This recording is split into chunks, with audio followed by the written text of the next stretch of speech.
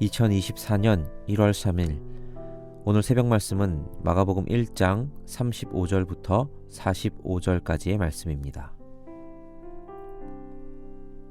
새벽 아직도 밝기 전에 예수께서 일어나 나가 한적한 곳으로 가사 거기서 기도하시더니 시몬과 및 그와 함께 있는 자들이 예수의 뒤를 따라가 만나서 이르되 모든 사람이 주를 찾나이다. 이르시되 우리가 다른 가까운 마을들로 가자. 거기서도 전도하리니 내가 이를 위해 왔노라 하시고 이에 온 갈릴리에 다니시며 그들의 여러 회당에서 전도하시고 또 귀신들을 내쫓으시더라.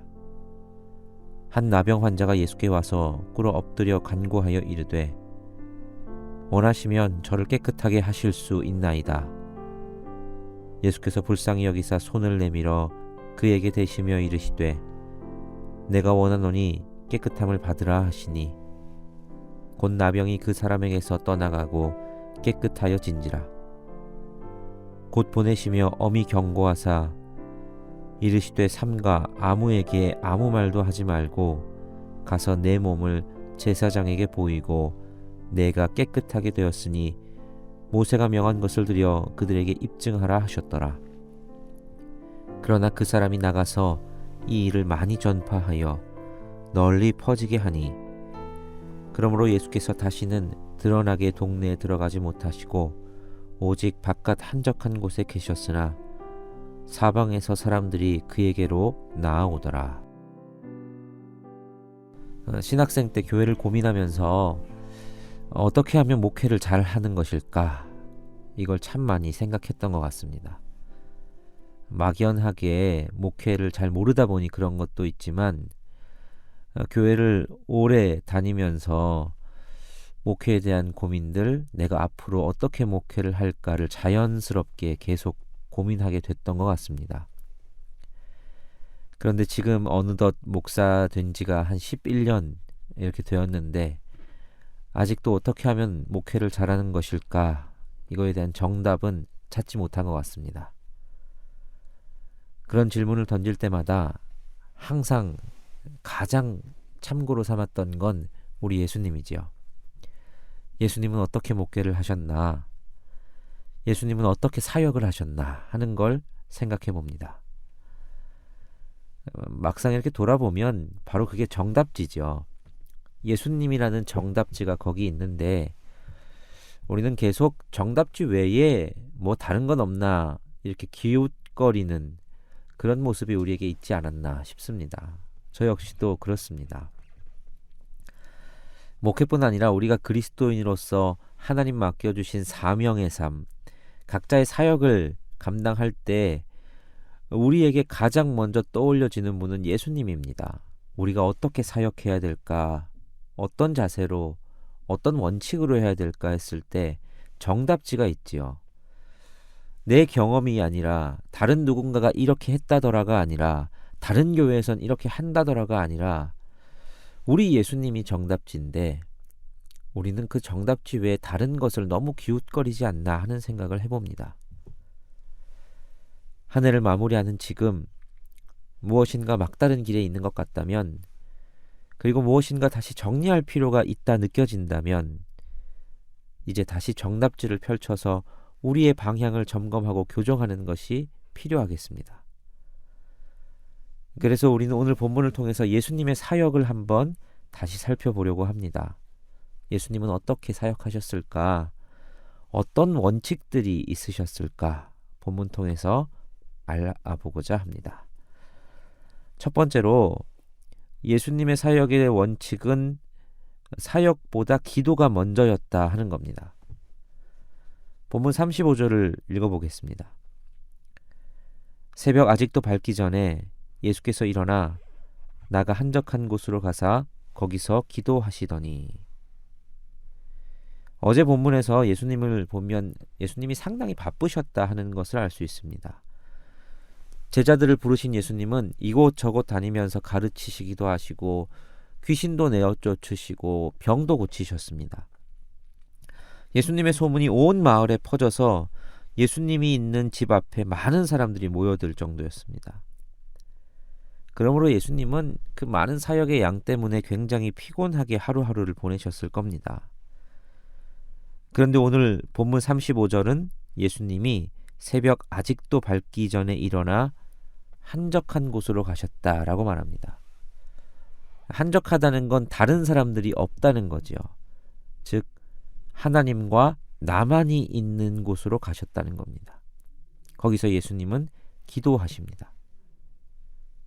전날의 피곤함으로 더 누워있고 싶기도 했을 거고, 오늘 하루 해야 될 수많은 사역들을 점검하고 그 사역들을 위해서 준비하느라 분주할 수도 있었지만, 예수님은 그 모든 것을 버려두고 하루의 우선순위를 기도하는 것으로 시작하십니다. 예전에 전도사 때 주일학교 교사 특강을 이제 강사를 모셔서 들을 때 이런 말씀을 들었습니다. 한번 이 강사님이 강의를 하시면서 주일학교 선생님들에게 새벽 기도하라, 그렇게 기도하라, 이렇게 아이들을 위해서 좀 기도하면서 새벽을 깨우라 말씀하셨습니다. 그랬더니 어떤 선생님이 이러셨답니다. 저는 저녁 늦게까지 일하고 아침 일찍 출근해야 돼서 이게 도저히 새벽 기도를 할 수가 없습니다. 그러자 이 강사분이 이야기하셨답니다. 사랑하면 길을 찾고 사랑하지 않으면 변명을 찾습니다. 우리 삶을 잘 보면 우리가 정말 중요하다고 생각하는 것은 다 하고 삽니다. 배고프면 밥도 먹고 졸리면 잠도 잡니다. 그런데 그것보다 더 중요한 일이 생기면 밥도 안 먹고 잠도 안 잡니다. 정말 중요하다 생각하면 사람은 다 하게 되어 있습니다. 정말 그런 것 같습니다.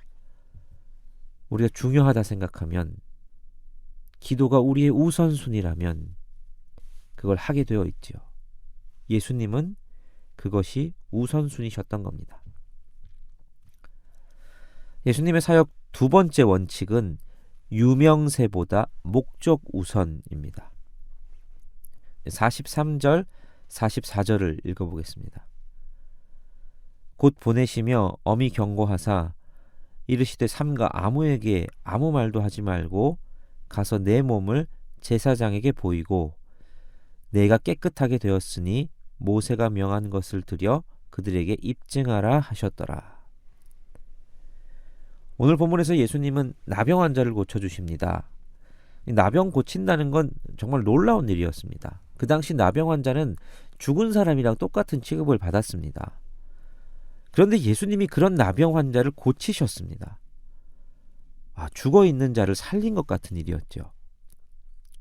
이 일이 소문이 잘 나면 예수님의 위상은 더 높아질 것이 분명했지요. 그런데 예수님은 그 고침받은 나병 환자에게 예수님이 한 일이라고 아무에게도 알리지 말라고 엄중히 경고하십니다. 왜 그러실까요? 우리 생각은 그렇게 알려지는 것이 예수님 사역에 훨씬 더 도움이 될 것 같은데 예수님은 그러지 않으셨습니다.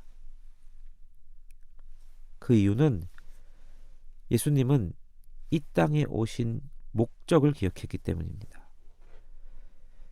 예수님이 유명세가 필요하셨다면 예수님은 베들레헴 마국간의 목수의 아들로 태어나지 않으셨을 겁니다. 왕의 자손으로, 아니면 온 사람이 다 알 수 있는 그런 요란한 탄생의 모습으로 오셨겠지요. 예수님이 이 땅에 오셔서 하려고 하셨던 일의 최종은 십자가와 부활이었습니다. 그분은 우리의 죄를 대속하는 그 힘들고도 위대한 일을 위해 이 땅에 오셨습니다. 거기까지 가기 전에 하나님 나라 전파도 하시고 하나님에 대해 알려주셨지만 그분이 마지막 걸어가야 할 길은 십자가였습니다. 그래서 유명세를 포기하십니다. 유명세보다 자신의 목적을 우선시하셨기 때문입니다. 유명세를 포기하시고 십자가를 바라보고 있는 주님을 통해서 우리는 유명세가 아닌 목적을 잃어버리지 않아야 함을 깨닫습니다. 세 번째 예수님의 사역의 원칙은 의인이 아니라 죄인과 함께입니다. 40절부터 42절을 읽어보겠습니다. 한 나병 환자가 예수께 와서 꿇어 엎드려 간구하여 이르되 원하면 저를 깨끗하게 하실 수 있나이다. 예수께서 불쌍히 여기사 손을 내밀어 그에게 대시며 이르시되 내가 원하노니 깨끗함을 받으라 하시니 곧 나병이 그 사람에게서 떠나가고 깨끗하여 진지라. 나병 환자가 예수님께 나왔습니다. 나병 환자가 예수님께 나왔다는 것 자체도 대단한 용기를 낸 겁니다. 나병 환자는 부정하게 여겨져서 마을 밖에서 살 수밖에 없는 사람이었습니다. 혹시나 부정한 사람이 정한 사람과 접촉하게 되면 이 정한 사람까지도 부정하게 된다고 율법에 되어 있었기 때문입니다. 그래서 멀리 정한 사람과 마주치면 이 나병 환자는 그 정한 사람을 돌아서 가야 했습니다. 그런데 그런 나병 환자가 예수님께 나와왔습니다. 목숨 걸고 나온 거죠. 그만큼 간절했던 겁니다. 그런데 더 놀라운 일은 예수님이 그 나병 환자를 고쳐주시는데 굳이 그에게 손을 대셔서 고치셨다는 겁니다. 정결한 사람이 부정한 사람과 접촉하면 부정하게 됨을 알면서도 예수님은 굳이 그렇게 하셨습니다. 그런데 그 결과가 놀랍습니다. 부정한 나병 환자에게 손을 댄 예수님이 부정해지는 것이 아니라 부정했던 나병 환자가 예수님과 접촉함으로 나음을 입고 정결해지는 놀라운 기적이 일어났던 것이죠. 이건 예수님의 사역을 상징합니다. 부정한 죄인들이 예수님과 만날 때, 그분과 접촉할 때 죄가 씻음받고 정결해지는 놀라운 속죄의 은혜를 누리는 것을 상징하는 것이죠. 그래서 예수님은 의인과 함께 다니려 애쓰시는 것이 아니라 누가 봐도 죄인들인 이들을 굳이 그렇게 찾아다니십니다. 우리 그리스도인의 존재 목적이 그런 거 아니겠습니까? 우리는 세상과 접하여 우리가 부정해지는 존재가 아니라 세상과 접하여 세상을 정결하게 만드는 존재여야 합니다. 우리의 능력이 그리스도에게로부터 오기 때문에 그렇습니다. 그러므로 우리는 우리끼리만 모여서 잘 좋고 우리끼리만 모여서 행복하고가 아니라 그런 의인을 찾아다니는 존재가 아니라 죄인들에게 다가가고 그들과 함께하는 존재여야 한다는 것을 기억하시기 바랍니다. 오늘 본문을 통해서 우리는 예수님의 사역 원칙 속에서 우리가 사명 감당해야 할 원칙을 배우게 됩니다. 사역의 분주함보다 기도가 먼저셨고 유명세보다 목적을 놓치지 않으셨으며 의인이 아니라 죄인과 함께 하신 우리 주님 본받아서 우리도 이러한 원칙들로 우리의 사명 감당하는 주의 백성들 되시기를 간절히 바랍니다. 함께 기도하시겠습니다. 하나님, 오늘도 우리 예수님이 걸어가신 그 걸음걸음을 생각합니다. 우리의 삶과는 너무 다른 주님의 걸음이 이해되지 않을 때도 있었지만 그 의미를 하나하나 살펴보니 주님의 뜻을 다시 알게 됩니다. 그리고 이제는 우리도 그렇게 주님이 하셨던 것을 본받아 주님이 맡겨주신 사명의 삶을 살고자 합니다. 우리가 그렇게 주님 따라갈 수 있도록 힘주시고 능력 주시며 함께하여 주옵소서. 오늘 하루의 삶도 주님께 의탁하며 예수 그리스도의 이름으로 기도하옵나이다. 아멘.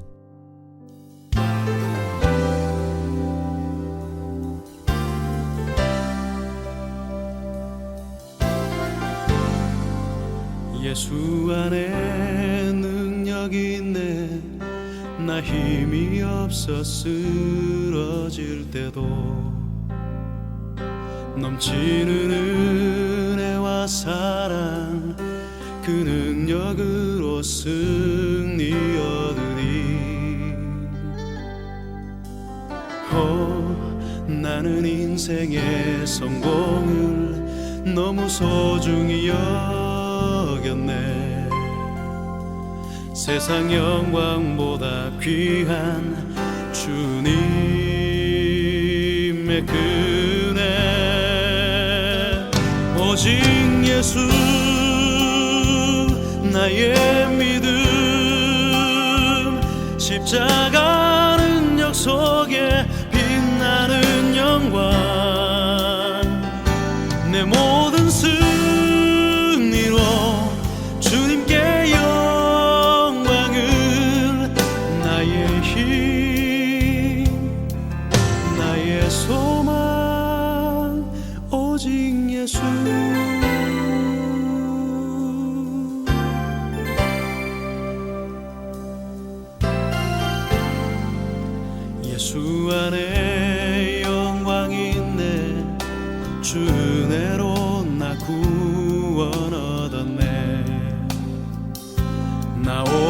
주의 은혜로서 나의 부족함 이길 수 있네.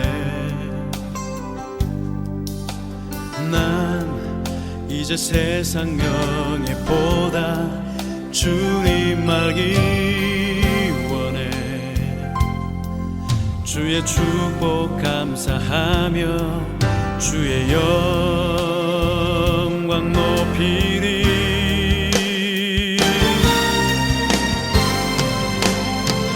오직 예수 나의 믿음, 십자가 능력 속에 빛나는 영광, 내 모든 승리로 주님께 영광을, 나의 힘, 나의 소망, 오직 예수 나의 믿음, 십자가 능력 속에 빛나는 영광, 내 모든 승리로 주님께 영광을, 나의 힘, 나의 소망, 오직 예수. 오, 나의 힘, 나의 소망, 오직 예수.